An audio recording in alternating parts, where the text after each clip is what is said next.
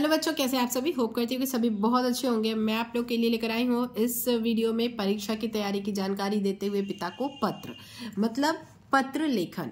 आपके एग्जाम में एक क्वेश्चन पत्र लेखन आता ही है, कंफर्म है 100% कि आपका एक क्वेश्चन आता ही आता है। ठीक है, तो जो लेटर मैंने अभी लिया है, मतलब जो पत्र मैंने लिया है, ये बहुत ज़्यादा इंपॉर्टेंट है। मतलब ये कई बार पूछा जा चुका है अलग अलग तरीके से। ठीक है, जैसे मैंने तो ये नॉर्मल लिया है कि परीक्षा की तैयारी की जानकारी देते हुए पिता को एक पत्र। ठीक है, अब दूसरा इसके अलग तरीके से कैसे पूछ सकता है कि अपने पिताजी को पत्र लिखिए जिसमें अध्ययन में आने वाली कठिनाइयों का उल्लेख हो। ठीक है, या फिर परीक्षा मतलब परीक्षा के परिणाम के लिए आप पिता को पत्र लिखो। मतलब पिता को पत्र लिखने के लिए कई तरीके से मतलब आपको आता है। ठीक है, और वो बहुत ज़्यादा इंपॉर्टेंट है।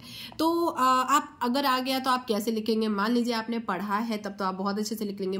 मान लीजिए आपने नहीं पढ़ा है तो भी एक लिखने का मतलब एक तरीका होता है कि अगर आपने पढ़ा भी है तो आप इस तरीके से लिखें कि आपको फुल मार्क्स मिले। अगर आपने नहीं पढ़ा है तब तो आपके लिए वीडियो बहुत बहुत ज़्यादा हेल्पफुल होगी, बट अगर आपने पढ़ा भी होगा तो भी आप लोग के लिए हेल्पफुल होगा, क्योंकि आपको एक तरीका होता है कि मतलब लिख तो सभी लेते हैं बट एक तरीके से लिखे ताकि आपको नंबर पूरे मिले। ठीक है, तो चलिए मैं बताती हूँ कि आपको कैसे लिखना है।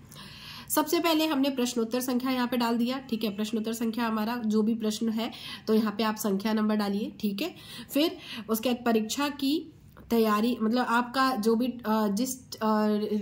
जिस चीज पे पत्र लिखने के लिए दिया गया है वो आपको हेडिंग लिखना है ब्लैक पेन से, फिर अंडरलाइन करना है। ये तो जरूर करना है और एक लाइन छोड़ के करना है, ये नहीं कि चिपका के एक ही लाइन में एक के बाद एक लिख लिया फिर वो एग्जामिनर को समझ में ही ना आए। ये क्लियर दिख रहा है कि मतलब भाई सामने वाले बंदे ने क्या लिखा है।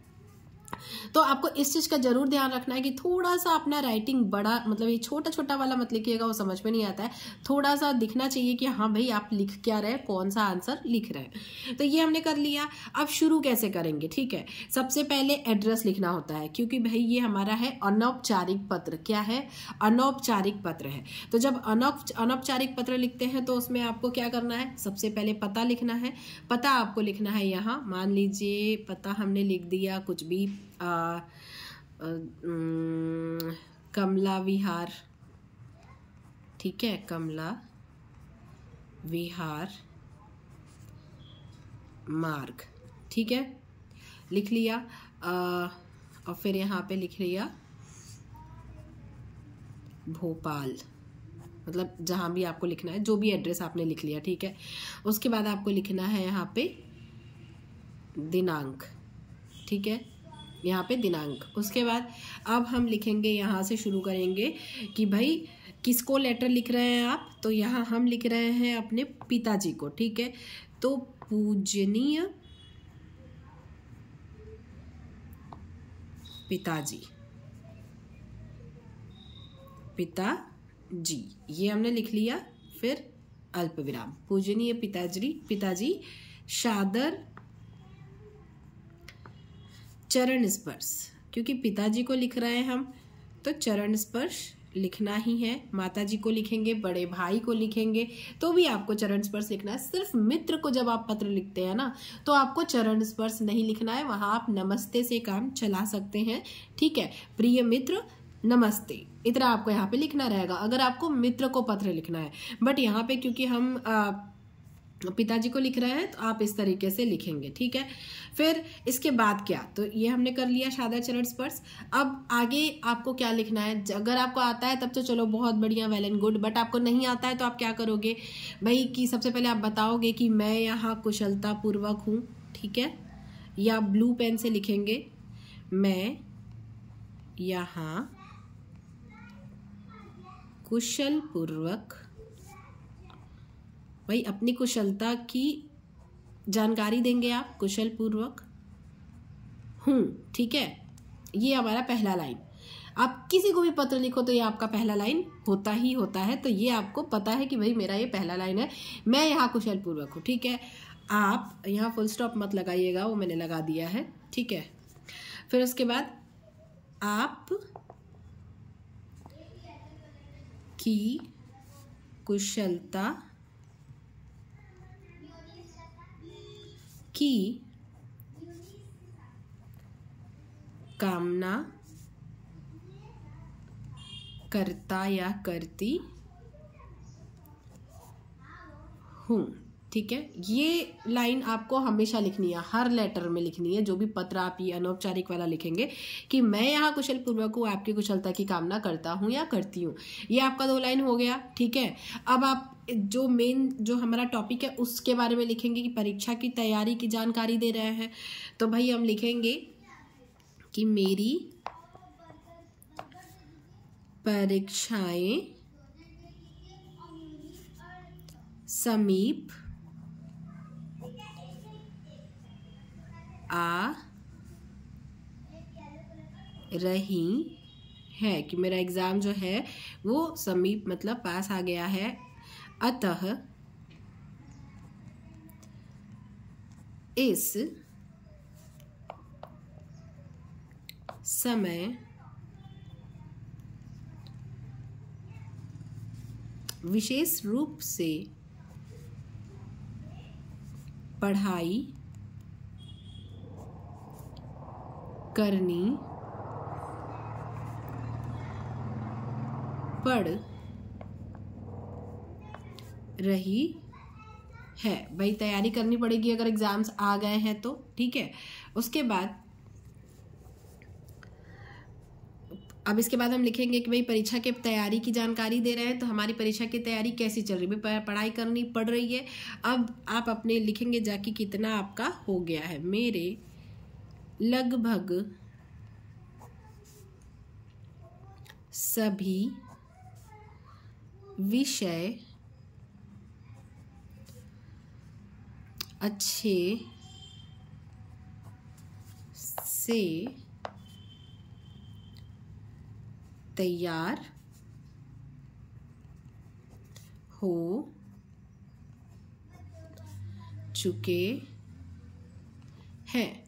ठीक है, अब क्या कर रहे हैं आप कि जैसे थोड़ा बहुत बता दिया कि जैसे मुझे गणित, भौतिकी तथा रसायन विज्ञान में थोड़ी कठिनाई आ रही है भाई, कि उसमें टाइम लगता है समझने में। तो आप ये भी पहले से बता देंगे, ये नहीं बोल सकते भाई कि हमारी 100% तैयारी हो गई है, क्योंकि फिर मतलब ऐसा हो जाता है ना कि थोड़ा तो आपको बताना पड़ेगा कि किस तरीके से आप पढ़ रहे हैं। ठीक है, लेकिन मैं अध्यापकों से मार्गदर्शन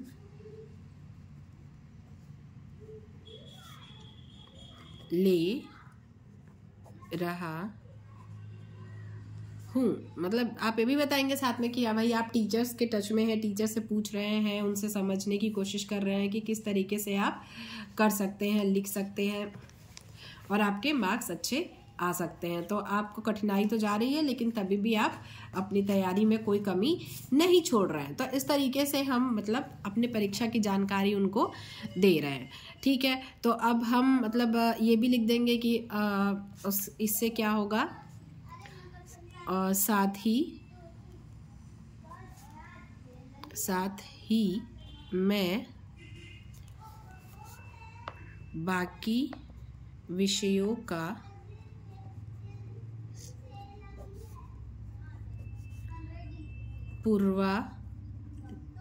पूर्वावलोकन कर रहा हूँ। मतलब रिवीजन भी साथ में जो सब्जेक्ट हो गए हैं उनका भी मैं कर रहा हूँ। ठीक है, सॉरी पूर्वावलोकन नहीं, पुनरावलोकन आप इस तरीके से लिखिएगा। ठीक है, ये मत लिखिएगा पुनरावलोकन। ठीक है, पुनरावलोकन कर रहा हूँ, ये हो गया। तो ये आपने पूरे एग्जाम के बारे में अपना बता दिया। ठीक है, उसके बाद आप बस इतना लिखिए कि आप विश्वास रखिए राइटिंग पे ध्यान मत दीजिएगा क्योंकि वीडियो में जल्दी जल्दी कर रही हूँ मैं, ठीक है। आप बहुत अच्छे से लिखिएगा।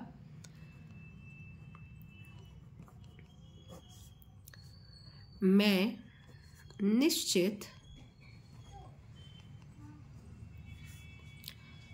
रूप से प्रथम श्रेणी, भाई प्रथम श्रेणी ही बोल सकते हैं, में उत्तीर्ण होऊंगा या होंगी, ठीक है। अब क्या, माताजी और माताजी को भी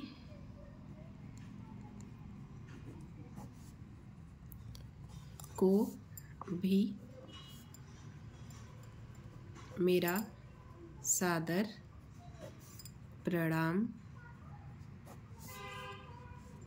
कहिएगा।